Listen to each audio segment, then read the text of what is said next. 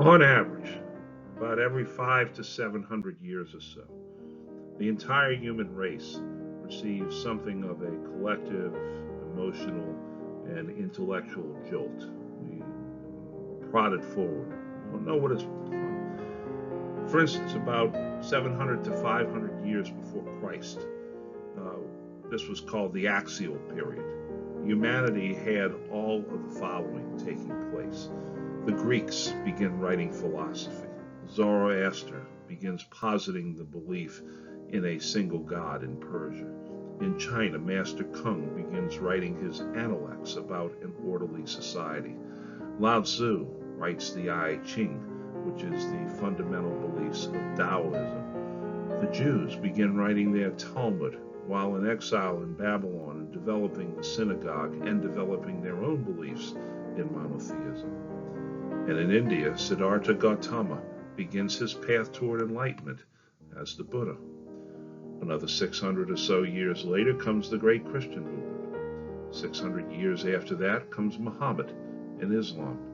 And now one has the period what we call the Enlightenment, where the use of reason and thought becomes dominant in all aspects of life, art, politics, science, mathematics, and so forth. So we'll see as the world awakens how it affected the Dutch, and then we'll see how it looks at the nature of science and government. We'll then look at emerging patterns of life, and then we'll see the main carriers of the Enlightenment, known as the philosophes. Then we'll look at the spread of the Enlightenment, and then the responses to the Enlightenment. The Dutch enjoyed their golden age from 1615 through about 1702. This came about as a result of the Dutch commercial empire that had many colonies overseas and a great deal of trading, especially the slave trade. Remember that it was the Dutch who introduced slavery to North America almost by accident. A Dutch ship was blown off course, and the Dutch trader therefore unloaded his slaves at Jamestown, Virginia. The Dutch had a very prosperous middle class. This Dutch golden age led to a rise in the Dutch culture. Remember that the Dutch culture, the Dutch Republic, allowed all sorts of scientific and philosophical works that would have been banned in other places. For instance, Galileo had been smuggled out of Italy. His works had been smuggled out of Italy. Descartes was read quite widely throughout the Dutch Republic. The Dutch even had their own homegrown philosopher of their own, Baruch Benedict Spinoza, who is referred to as the absolute philosopher and the prince of philosophers. Now, when you go and try and read Spinoza's works, I can promise you it's very thick and very tedious. But this Jewish philosopher, called the Rogue Jew in the Netherlands, was a brilliant thinker, and he derived the idea of substance. Now, when we talk about substance, we're talking about the substance of everything, substance of living things, but the substance of thought, the substance of politics, the substance of science and everything. And that's about as far as I want to go with it, because I am not a Spinoza scholar by a long shot. And I don't want to try and talk too much about a subject I really don't know too well when it comes to Spinoza. One area in which the Dutch excelled was in painting. The Dutch painters during this period become the greatest painters of the world. They painted history, that is, scenes from historical events or mythological events, biblical events. They painted portraits, scenes from everyday life, landscapes, cityscapes, maritime scenes, and what are known as still lifes. The highest of these is Rembrandt. Rembrandt van Rijn, who lived from 1606 to 1669. He was a tremendous painter who painted numerous portraits of himself, even. He was not at all ashamed to paint himself, but he painted so many other things. The problem here is that as time went on, the Dutch culture begins to fade. The golden age becomes rather tarnished. We call it holes in the dike. As class divisions arose, the culture of the Dutch faded. Also, as Calvinists, who are rather humorless and do not really brook fine art too much and entertainment, rose, less religious toleration comes about, and so the Dutch Republic is a little less tolerant. And of course, as Louis XIV's realm grows in power, French styles and customs overwhelm the Dutch culture. It is during this time also that the slave trade expanded 400% and received sanction from both Catholics and Protestants in the Netherlands. And so the Dutch culture tends to wither because they're focusing so much on the slave trade and not on other things. The slave trade has almost a parasitic aspect to it. It drains everything else around it. Time for a little art history. This is a picture of Christ being crowned with thorns by Dirk van Barbaren. This was painted for a convent in the city of Utrecht. This is an example of history painting, paintings that depicted historical events of the past, and could show biblical, mythological, literary, and allegorical scenes. This is Jus van Kreesbeek's The Smoker. This is an example of a trony, a painting that depicts an exaggerated facial expression or people in costume. This painting from Jan Mittens is a family portrait of 1652. You see the boys in picturesque dress. This is a still life portrait, almost as if you're using photography in this, except of course photography doesn't exist, but it's as if you've taken a picture of the family.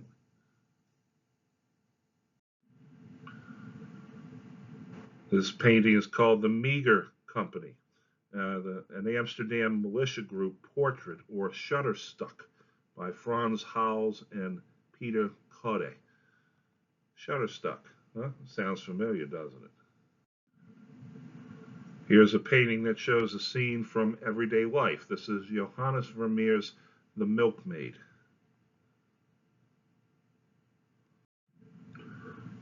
Here's another scene from everyday life from Adrian van Ostade. This is Peasants in an Interior. This is an example of a landscape portrait from Matthias van de Velde. This is called Winter Landscape. This painting is called The Great Market in Haarlem by Gerrit Berkheide. Haarlem, yes, that's a Dutch name.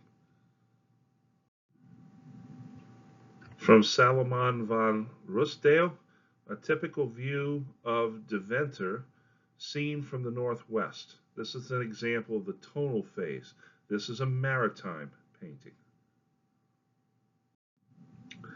This is Willem Clazoon Hedda and his painting Breakfast Table with Blackberry Pie. Yummy. Hedda was famous for his depiction of reflective surfaces. This is Frans Post's painting of a scene from Dutch Brazil, painted in 1662, some years after the colony was lost. Now we come to Rembrandt. Rembrandt's most famous painting and largest painting is called The Night Watch. Originally it was called The Militia Company of Captain Frans Bonning Koch, painted around 1640 to 1642. This picture was called De Nachtwacht by the Dutch and The Night Watch by Sir Joshua Reynolds, because by the 18th century the picture had so dimmed and been so defaced that it was almost indistinguishable. It looked quite like a night scene, But after they got a hold of the painting and cleaned it and restored it, it was discovered to represent broad daylight, a party of musketeers stepping from a gloomy courtyard into the blinding sunlight. This is Rembrandt's depiction of the sacrifice of Isaac from the book of Genesis in the Bible. As Abraham is about to sacrifice Isaac, the angel withholds his arm and the knife, and God then blesses Abraham for his obedience and has him sacrifice a ram instead. But what you notice about the portrait is that it's more of a picture than it is a portrait. This looks like you've taken a photograph here. This is a still life that is combined into a history painting. This is called The Blinding of Samson in the book of Judges, of course, and the famous story of Samson and his hair being cut and then being blinded, but his strength comes back to him. Everything was fair game for Rembrandt and the Dutch painters. Every part of life was fair game. Here you see a painting of a slaughtered ox. This hangs in the Louvre in Paris. This is Rembrandt's depiction of the Jewish bride that hangs in the Rijksmuseum in Amsterdam. In the words of Vincent van Gogh, I should be happy to give 10 years of my life if I could go on sitting here in front of this picture for 2 weeks with only a crust of dry bread for food. In a letter to his brother Theo, Van Gogh wrote, "What an intimate, what an infinitely sympathetic picture it is." This is Belshazzar's Feast by Rembrandt. In the story of the book of Daniel, King Belshazzar takes the sacred vessels from the temple of Jerusalem and holds a feast in Babylon, drinking from those sacred vessels, at which point a hand suddenly appears and writes on the wall saying that your measure has been taken and you found wanting and your kingdom will soon come to an end.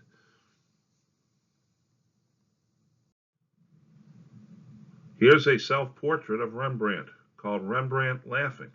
This hangs in the J. Paul Getty Museum. This is an example of a tawny.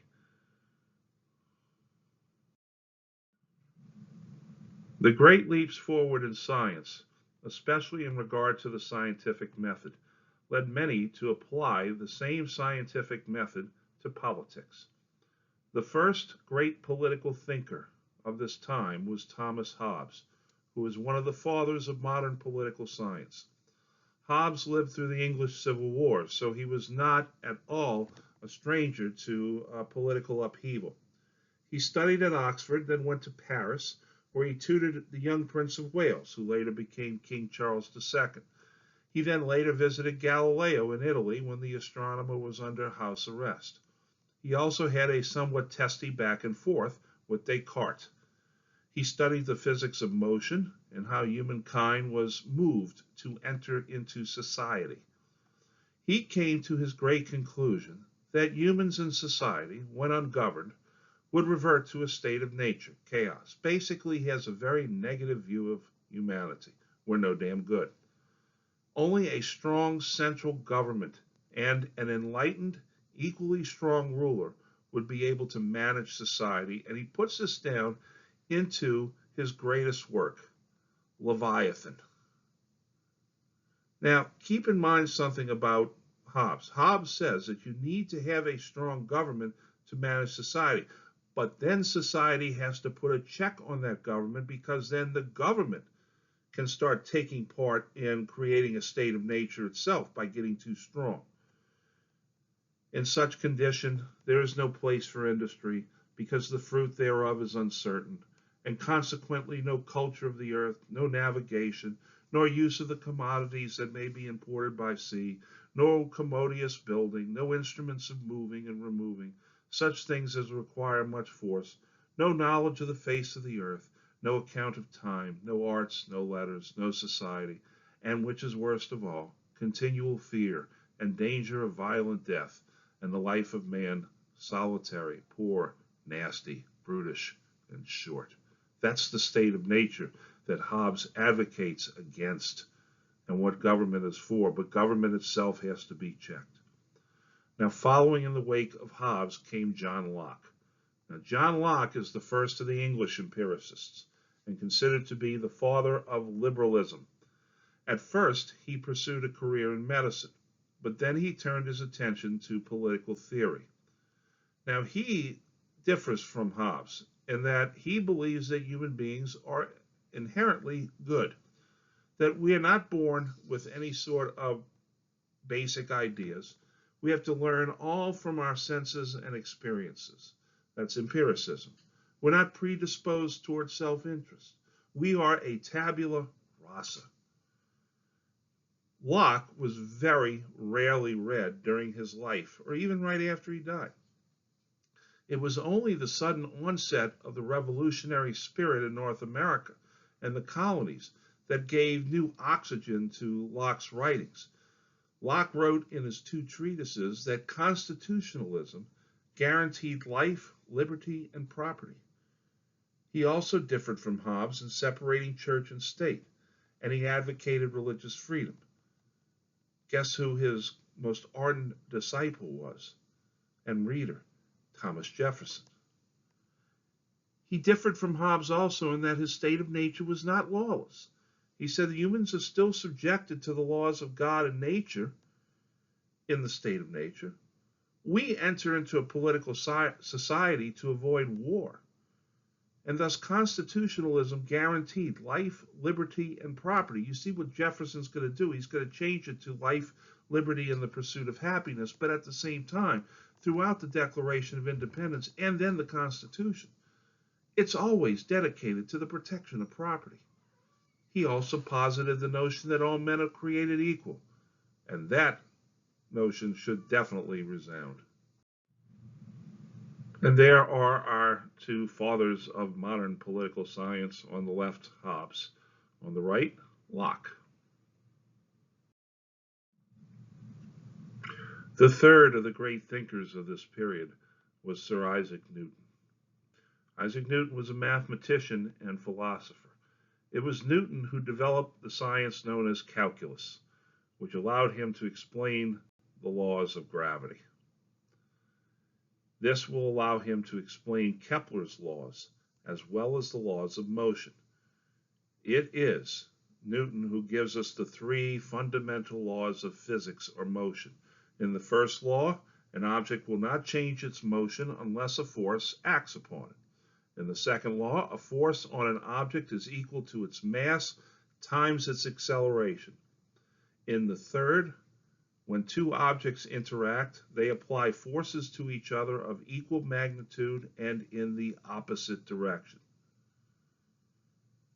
Newton built the first practical reflecting telescope, which meant that magnification would increase exponentially, and he discovered that a prism would separate white light, and later he found out all electromagnetic radiation. What Newton did is bring a sense of order to the chaos of scientific and political thought. And much of this was also reflected in the arts in a changing world. For instance, you had John Milton. I've mentioned John Milton already. He was one of those that identified with Parliament during the English Civil War. He was a Roundhead. He wrote his two great works, Paradise Lost and Areopagita. Both were works that defended individual liberty and the freedom of the press. In Italy, you had Bernini.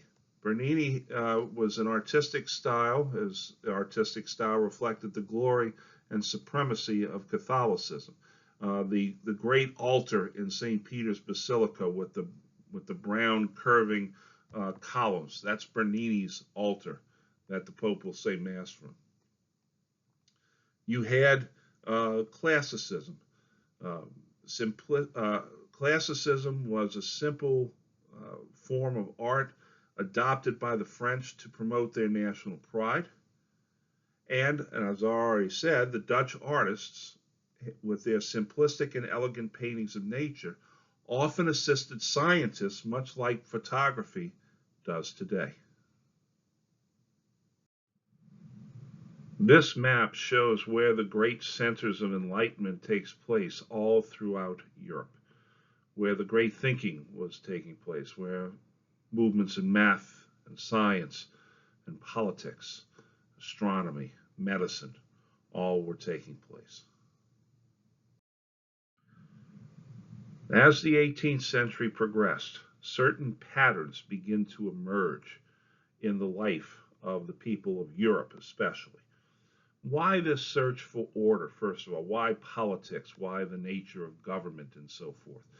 Well, one of the reasons why those like Hobbes and Locke and others sought order was because of the chaos in the aftermath of the 30 Years' War and the English Civil Wars.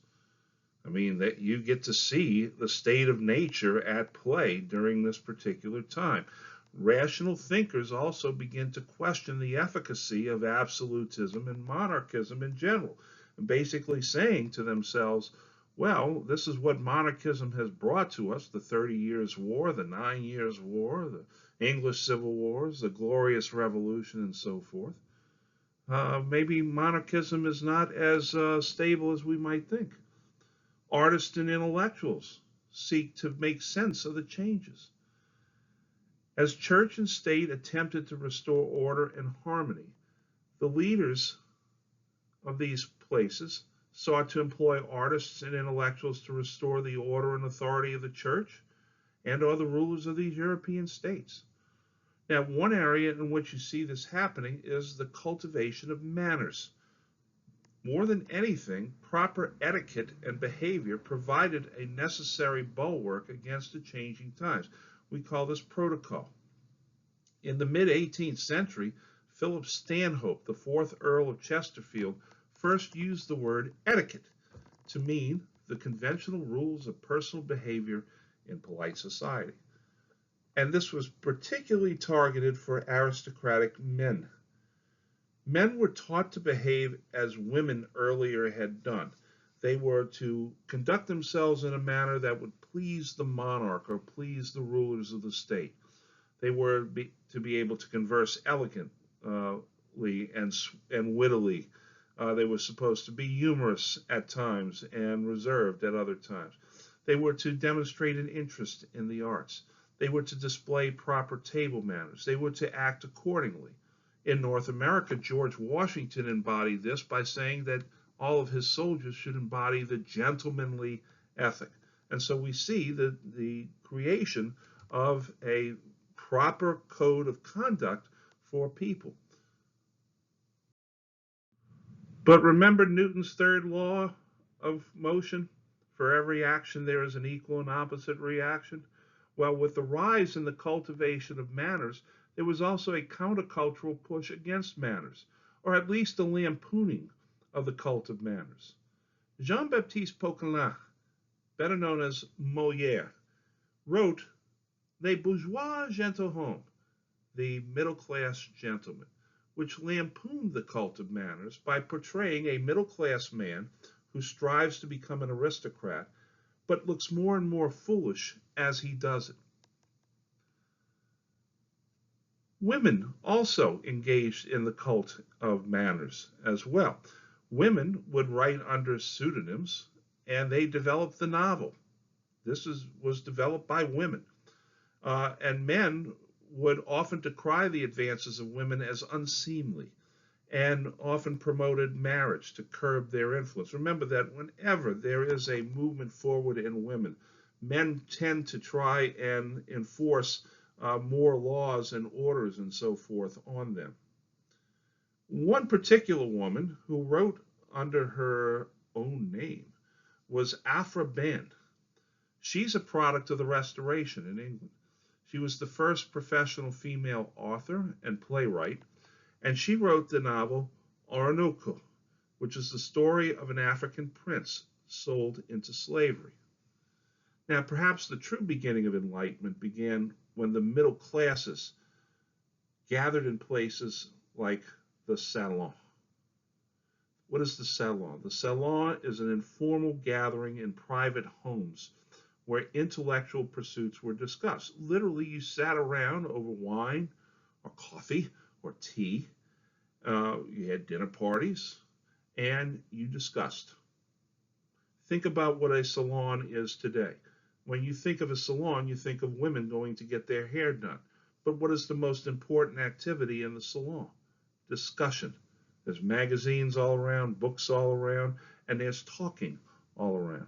That's the true nature of a salon, not a place where women get their hair done, but a place for discussion. The salon is the cradle of the Enlightenment. It's the petri dish of the Enlightenment during this time. So how does the Enlightenment affect the lower classes? Well, not as much as it affects the middle and the upper classes. The lower classes had three major interests. They wanted skills and knowledge necessary to farm or work in a trade.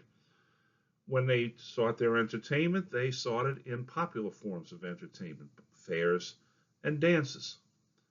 And of course, the lower classes still clung to religion, whereas the middle classes tended to look askance or ambivalently toward religion. The lower classes still clung to religion. Now, the aristocracy regarded the lower classes as dangerous and lacking in character. And so they are always seem to be the focus of numerous reform programs. As a result of this, the old Christian ethic of charity was discarded. And you see more and more instances of, how would I put it, stricter rules toward the lower classes in these countries. This is a portrait of Aphra Behn. She was one of the first English women to earn her living by her writing. She broke cultural barriers. She served as a literary role model for later generations of women authors. She rose from absolute obscurity. She came to the notice of Charles II of England, and he employed her as a spy in Antwerp. I don't know about you all. I think this looks just like Sigourney Weaver, the actress. The leaders of the Enlightenment at this time were the philosophes. Philosophes were public intellectuals who applied reason to the study of many areas of learning, including philosophy, history, science, politics, economics, and social issues. They had a critical eye.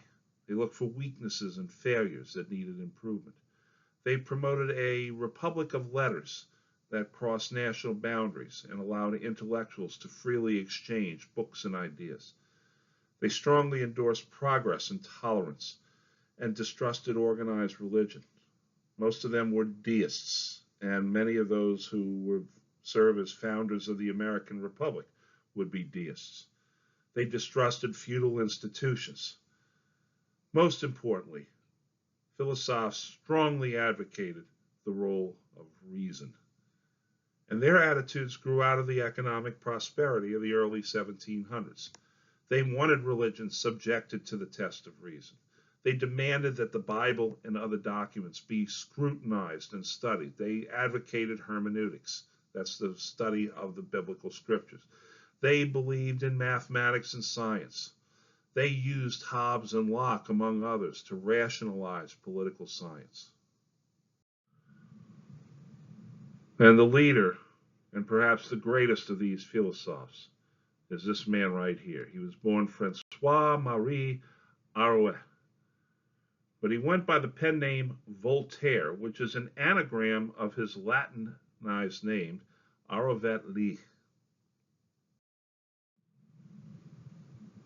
Voltaire was educated by the Jesuits, and he was something of a political scamp, always tending to get himself in trouble. He was like the kid in the classroom that was smart and intelligent and always making a wisecrack. He was a middle-class French opponent of the church. He was a critic of the state. He admired England quite a bit. He loved Isaac Newton. His great work is Candide. And Candide is a coming-of-age story. It's a journey, a Bildungsroman of a young man who comes of age in a particular time. Now, like many of the philosophes, he adhered to the theology of deism. And deism means that religious faith is not dependent on revelation, but on reason and personal experience, like many of the founders, like Jefferson, like John Adams. He was one of the first to begin challenging the supremacy of Western civilization.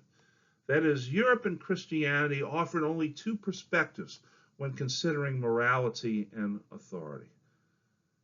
He argued heavily against religious intolerance. He actively campaigned against the use of torture in France. He helped regain tolerance for the Huguenots after Louis XIV had rescinded the Edict of Nantes. Voltaire goes to work with plenty of writing and allows them to get a measure of tolerance back in. He served as an envoy and a spy to the Prussian court, although he carried on a very lively correspondence with Frederick the Great, while Frederick the Great was the crown prince and then later the king of Prussia. While in Paris, for a very brief time, he encountered one Benjamin Franklin, then serving as the Continental Congress's envoy to Paris. Many believe that Voltaire is the forerunner of the revolution. And through the work of Voltaire and the following philosophers and others, the Enlightenment comes about. The main focus of the Enlightenment is that humans could improve society and politics through the use of reason, through discussion, through thought, through the scientific method, through application. The life of the world could be improved. The nobles and the aristocracy, always trying to maintain the status quo, resisted enlightenment. The middle classes, always looking to improve things. That's what middle class people do. They're always looking to improve things. They champion enlightenment. The lower classes, they didn't give a damn. They just wanted to survive from day to day.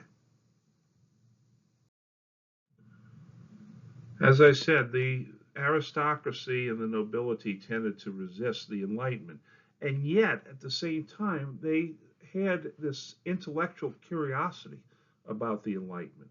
Now, one of those that saw the Enlightenment as both a threat but something very fascinating was Catherine the Great.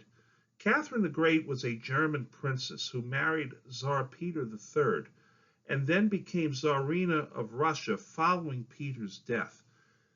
Now, we know now that Catherine the Great did not consummate her marriage with Peter III because he couldn't have any children. And so the House of Romanov is really not the House of Romanov anymore. But Catherine the Great became, during her great rule in Russia, what is known as an enlightened despot. She was fascinated by the Enlightenment, and so she allowed some religious toleration. She allowed certain freedoms of the speech and the press. She even allowed some of her nobles to hold private property. She continues the westernization of Russia that had begun by Peter the Great. She was the daughter-in-law of Peter the Great. She oversaw some, but not enough, progressive reforms for Russia. She studied Voltaire. She studied Diderot, among numerous Enlightenment philosophers. What she is well known for was her chief minister's name was Peter Potemkin.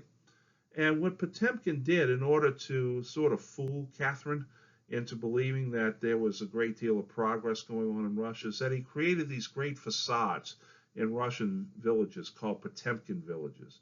And when Catherine would travel through the main street of a Russian village, what he did is he built these literal facades to show that the front of the village looked really nice, really good. The towns looked really great. But it was just a facade. Behind it was all the squalor and the filth, kind of like what Atlantic City looks like. You walk along the boardwalk of Atlantic City and all these nice, beautiful casinos.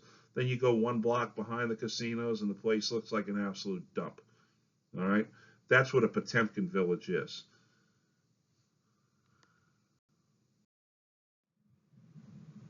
Now let's look at more of the philosophers. One of those was Immanuel Kant.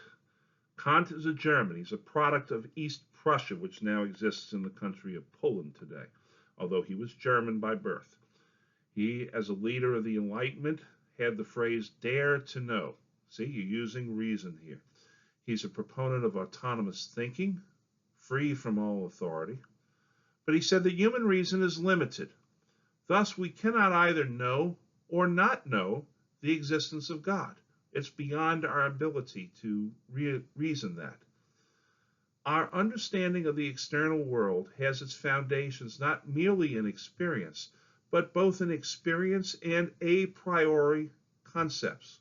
So he's a little bit different from Locke, as you see, because Locke didn't believe in a priori concepts. He didn't believe in things that were passed down to us. What Kant's focus and Kant's foundation is called the categorical imperative. And that is, moral actions must have a motive of duty.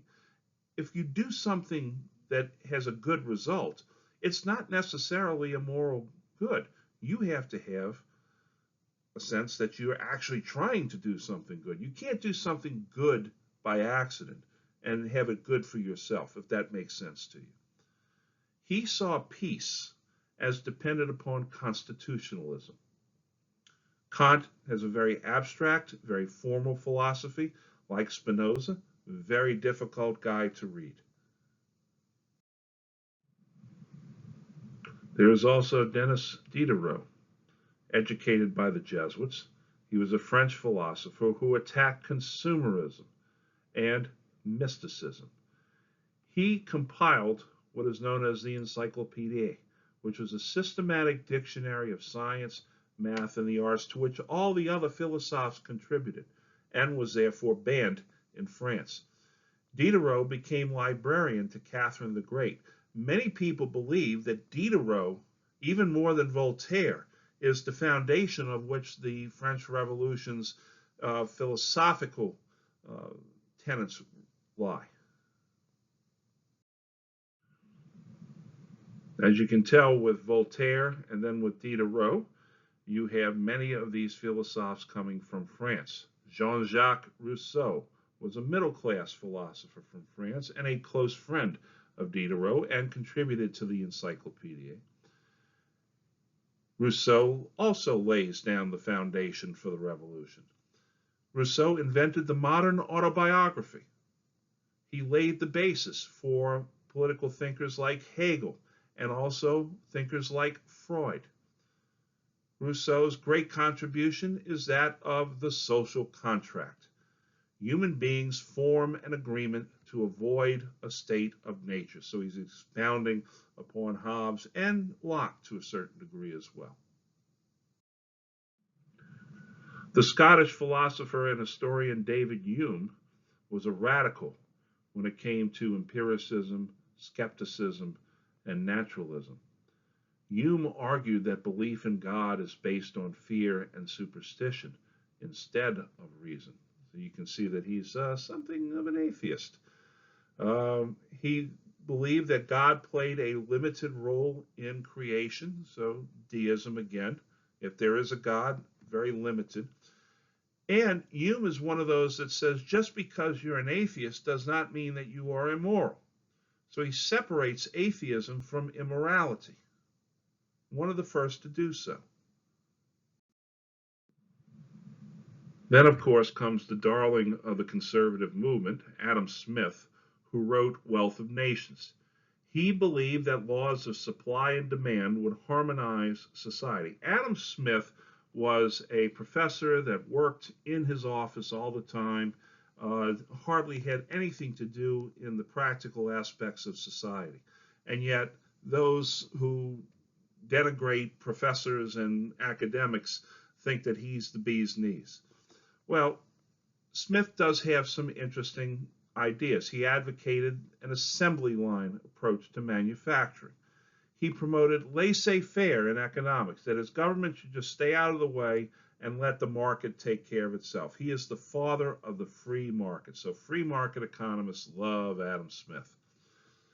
He extolled the simple rural life over the chaos of the city. And there you see Thomas Jefferson coming out again, because Jefferson certainly believed in yeoman farmers over people living in the cities.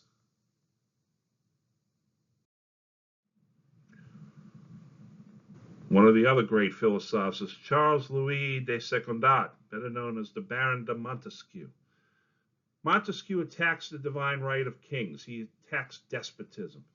He advocates constitutionalism, and his great contribution is separation of powers, which is, of course, embodied in our U.S. Constitution. But the Enlightenment philosophers don't just sit in their offices like Adam Smith did. Many of them begin to try and apply their philosophies to real life. For instance, the philosophers greatly opposed the slave trade. Guillaume Reynaud, he excoriates the church for its support of the slave trade. Enlightenment critics also encourage personal accounts from former slaves, oral histories. And the philosophers say that you need to engage in active reform rather than revolt. They believed in embodying revolution into constitutionalism so that it would be a controlled revolution, the amendment process, so forth. They did not look to the peasants or the workers. They looked to intellectuals and middle classes for reform. So they are somewhat snobbish, somewhat arrogant, but at the same time very dedicated and very believing in their ways of doing things. The philosophers greatly believed in what they were doing, so much so that they were evangelists quite a bit. The Enlightenment spreads more easily in the constitutional countries than in North America. But, of course, the Enlightenment encounters resistance in the absolutist states like France, Prussia, Austria, and even Russia.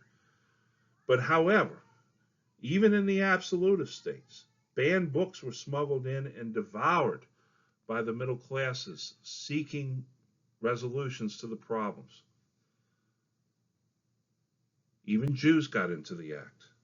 Moses Mendelssohn, whose son Felix would later become one of the great composers of Europe, was a Jewish philosopher, and he believed that reason would overcome anti-Semitism. What are some of the outgrowths of the Enlightenment? Well, in North America, you had the Great Awakening, led by George Whitefield and Jonathan Edwards. The Great Awakening was the belief that religion had grown stale, that needed a new charge to it. And so you had new lights beginning. The new lights were those that established colleges such as Princeton University, as opposed to Harvard and Yale, which were old light universities.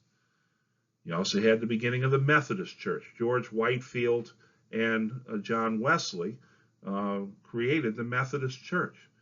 It largely appealed to the working classes. Methodism is the great middle class religion. In Judaism, you have the growth of Hasidism under the leadership of the Baal Shem Tov. He's known as the master of the good name. That's what his Hebrew name translates as. The Baal Shem Tov was a Jewish rabbi in Poland who founded the Hasidic Jewish sect and saved many of his people from the persecution following the disintegration of the Polish-Lithuanian Commonwealth as it was swallowed up into Prussia and into Russia and into Austria.